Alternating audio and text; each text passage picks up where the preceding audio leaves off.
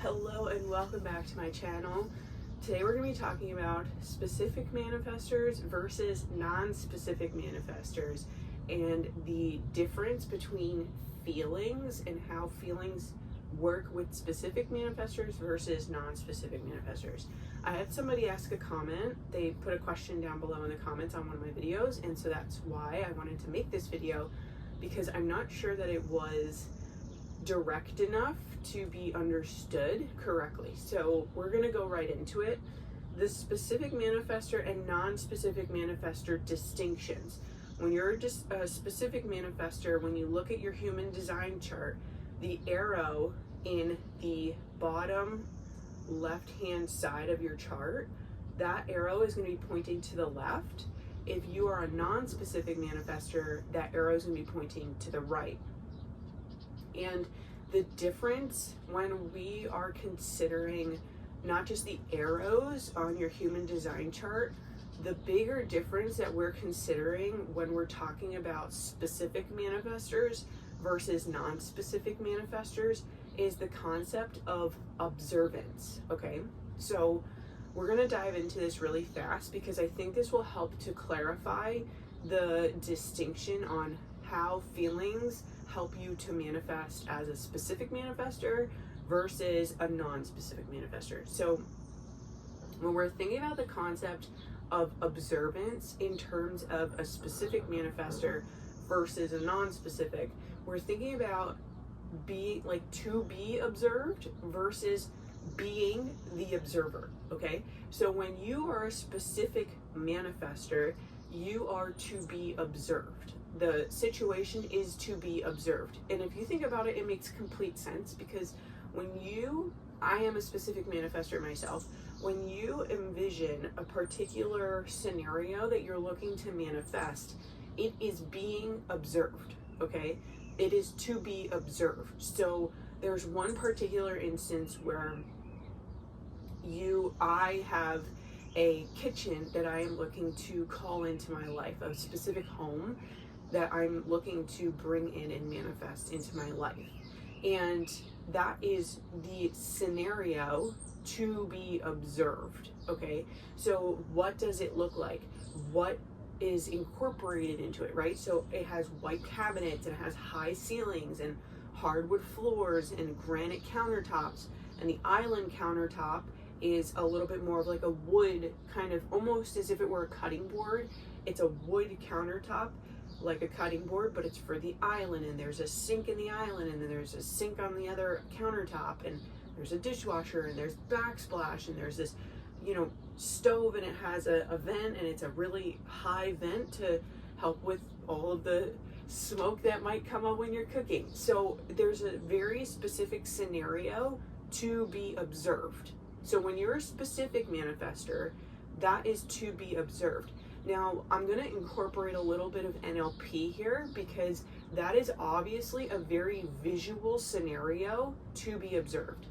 Now, the way that our subconscious mind works is it works in visuals, what we hear, what we feel, what we smell, what we taste even. It works in our five senses. So when we're thinking about feelings in terms of a specific manifestor, what feeling is to be observed in that scenario? A feeling of peace, a feeling of relief, a feeling of calm, a feeling of ease, a feeling of almost like it's a relief, right? Like I already said that, and that's exactly what it is. That's the feeling that's being observed. That is the feeling to be observed. So when you're a specific manifestor and you're looking to manifest something, what we want to incorporate is a little bit of that NLP, where we are also observing what feelings, what visuals, what do we hear, what do we smell, what do we taste, right? When we start to think about that, the things to be observed in that scenario, then that's how specific manifestors will manifest best. Now, if we bring that concept over to a non-specific manifestor, there is a little bit of a difference because they don't work necessarily the same way. As I said in my previous video, non-specific manifestors are more on the periphery of things. They look at things more from like an outside view. So the non-specific manifestor is the observer, okay? They're observing what's going on in the scenario, not necessarily the specifics. So they might look at that kitchen and they might see, like actually see themselves in that scenario, whereas I am looking with my own eyes at that kitchen. Do you understand the difference? I'm looking at my own eyes. It is to be observed as a specific manifestor. We call that being associated with that vision in NLP, versus when you're looking at the scenario, at yourself in the scenario, you are being the observer of yourself in that scenario. So they might look at that situation, the non-specific manifestor, and they might say, wow, I see that I'm really content, you know, I'm really relieved, I'm very happy, right? A couple of adjectives that weren't a part of my description: happy, content, still relieved. They might see that, you know, there's this beam of sun coming in through a window on the wall. They might see that there's kids running around. They might see it. They will see things from an observers, like they are observing themselves in the situation perspective. So they are coming from the periphery, and that still includes feelings, because they're picking up on themselves in the situation, the feelings they themselves are feeling in the situation. So it's still somewhat similar, however the point of observance is different. So instead of being the person observing the situation, they are observing themselves in the situation. It's kind of like if you've ever seen I Love Marvel, so I'm going to use this as the example, the series What If, where the guy is the observer of what's going on in the multiverse with that different scenario. That one, I don't know, he's like a wizard. I don't know what his name is. And he observes the characters in the different multiversal scenes. That's kind of a really good example of how non-specific manifestors work. So it really is a matter of the perspective, the point of view. We also call this the internal representation when we're talking about the subconscious mind in NLP, because depending on where your internal representation is going to help to determine how you're going to be able to best call things into your life, which is why specific manifestors and non-specific manifestors have a distinction, because specific manifestors are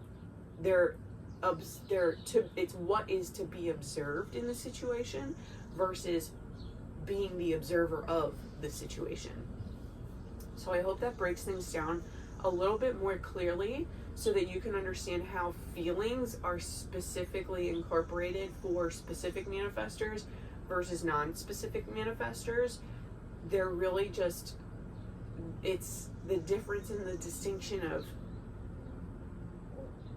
perspective and internal representation when we are going to think about that manifestation.